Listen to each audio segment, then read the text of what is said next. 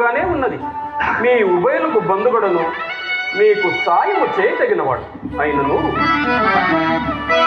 ముందుగా వచ్చేది